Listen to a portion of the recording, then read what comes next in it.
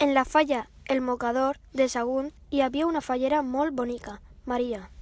Era dolça, parladora i valenta. També era faller el president Manuel, que era bonic, parlador, valent i jugador professional de futbol. Un dia la falla va anar a Xilet a un concurs de paella.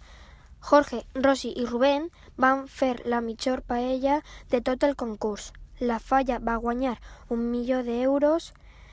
El dia següent del concurs de paella, tota la falla va anar al casal a les 5 de la vesprada per a celebrar-lo.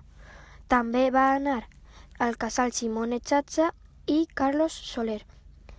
Tots els xiquets i xiquetes jugaren amb ells i es firmaren el braç, samarretes, la pilota. Quan va arribar la plantar, tota la falla, xiquets i majors, ajudaren a plantar la falla, que era molt gran. El dia dels premis, com que plantaren la millor falla de totes, per guanyar el concurs de paella, varen obtenir el primer premi a la millor falla de Sagunt.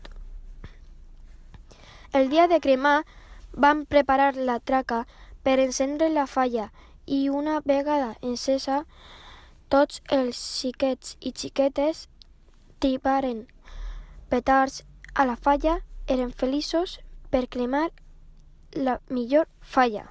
Conte acabat, conte acabat.